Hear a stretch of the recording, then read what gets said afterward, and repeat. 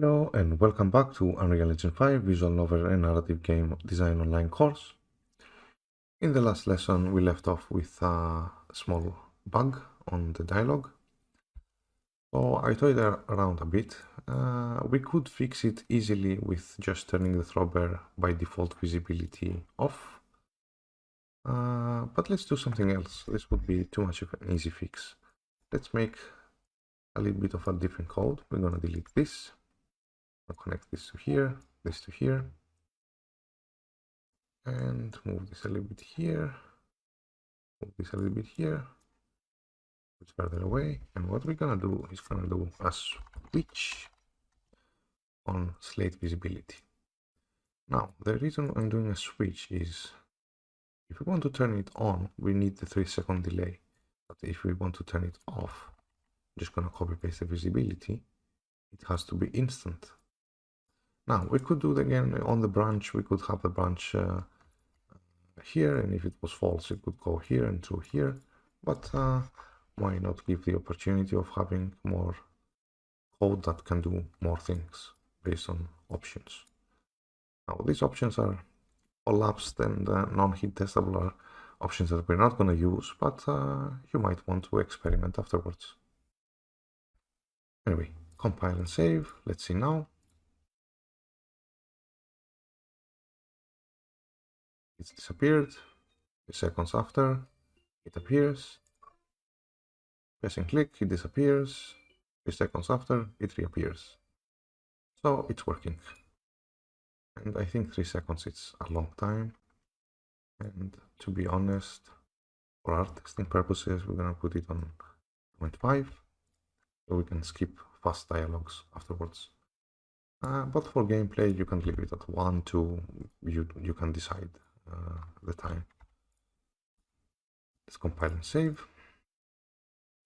And basically this completes our main loop.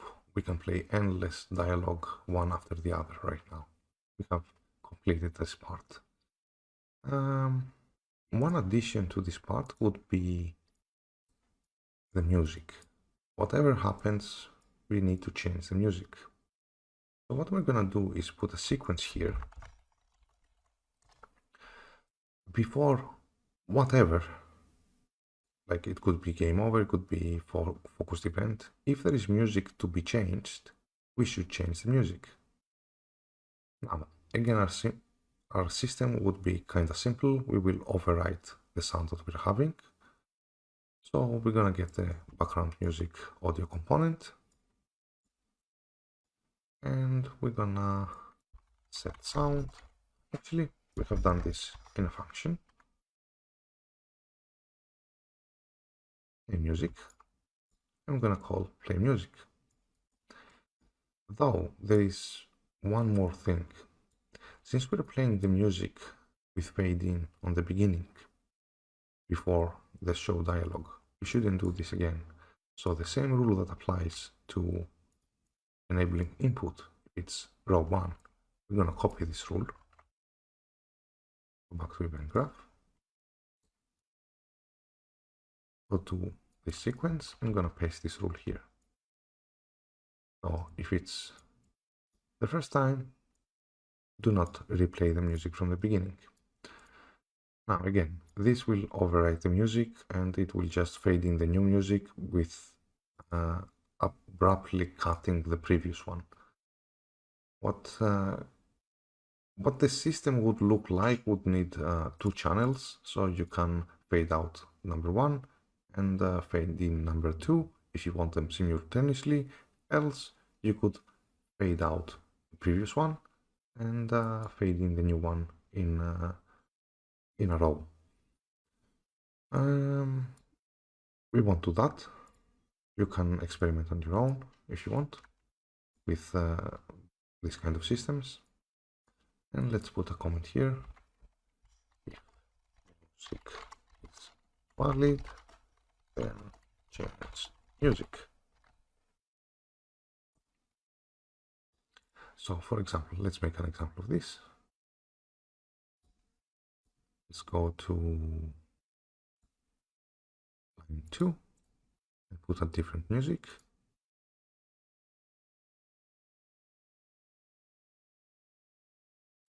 and a new music, and compile, and let's see.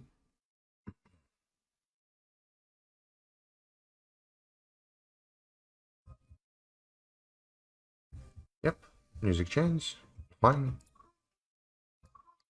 You see it restarts because we only have up to line 2. Anyway, it works. When the system is more complete, it will work better. So, the next thing we should do is bring in the character.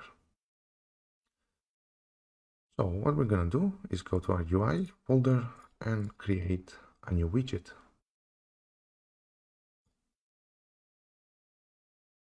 I'm gonna call it WG character 1. So let's begin with building the widget. Now we're gonna need a canvas,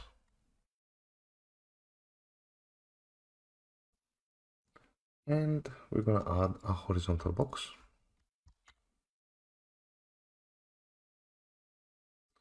Inside that horizontal box, we're gonna add a spacer.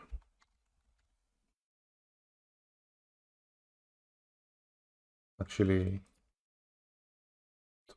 maybe 3 spacers. And let's anchor it full screen. 0 the offsets. The next thing we're gonna need is a vertical box. Let's add this too. And inside this vertical box, we're gonna need a scale box, an image, a character. Actually, the image goes inside the scale box. And we're gonna need a spacer also.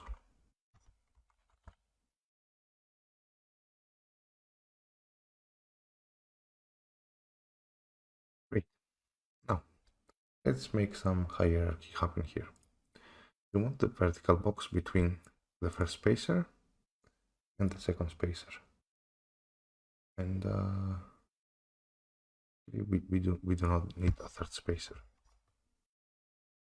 So let's press everything fill.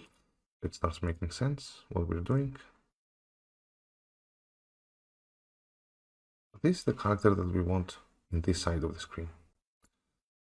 So let's set it to this side of the screen by setting the space numbers to 0.2 and this one to 2. These are values that I have played with a little bit, and they seem to fit fine. Now, press fill on this one and to the spacer also, and reverse their order because our character starts on the bottom. Now this looks better at 0.1, and scale image should be filling. We need to add the image first. Let's add a demonstration image. This carry. Okay, and fill this too. Okay, now we can see the character. It is a little bit stretched. And this happens because the texture size stretches to fill the image. A quick way to fix this, and this will be needed in every edition and any change, would be to event pre-construct. We're gonna make a variable of this image. Let's call it character image. In the pre-construct, I'm gonna set brush from texture. Of course, there are other ways to do this, but I find this easier. Get any Hikari image and match size neutral, doesn't matter. And now it's not a stretch. Now if I choose another image, it won't stretch either because it's set to that.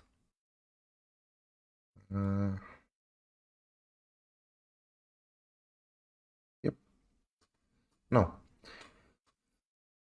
let's start animating this.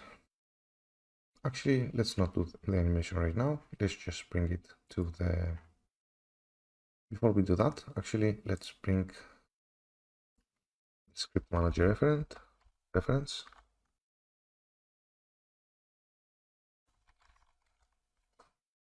Keyboard just doesn't want to cooperate. Script manager, compile and save, and on our HUD, let's bring this widget. It's called character 1. Bring it to our canvas panel. 0 the offsets and anchor. You see, our character is above our text. We don't want that to happen, so we're gonna change the hierarchy to bring the dialogue under the character. So magically, it went behind. One more thing would be to set the reference, make it a variable, of course.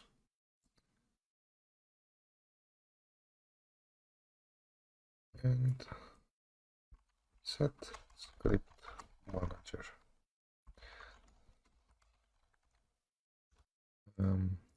Maybe I haven't compiled. Haven't even named it.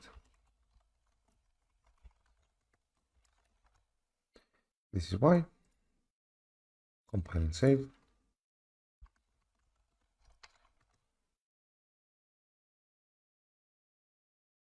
And let's connect these two.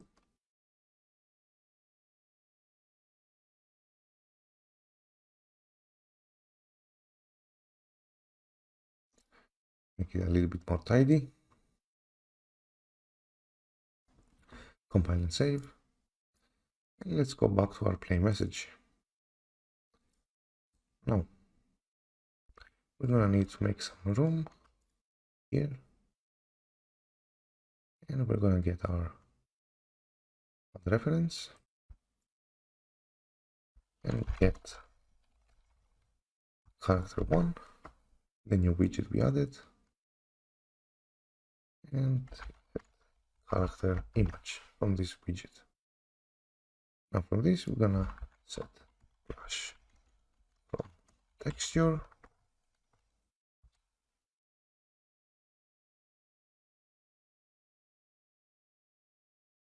I'm gonna press match size. I'm gonna connect expression variable that we have created to the texture. And also make it visible.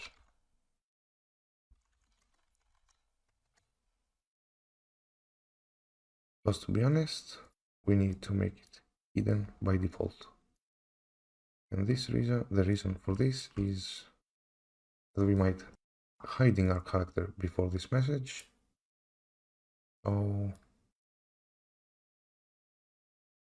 every time a message plays that has a character should reappear. And actually, let's make this a function.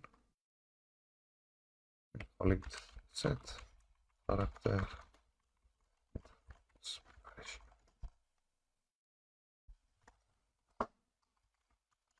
Actually, set character expression is just fine.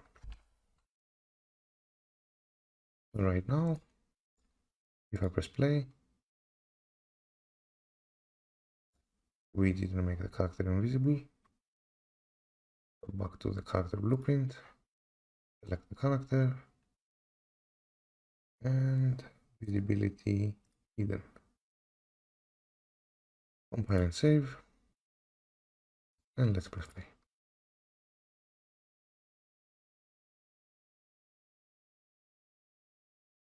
It changes and it appears when it should. So this subsystem is working. This will be it for this one. I'm gonna see you on the next. Goodbye.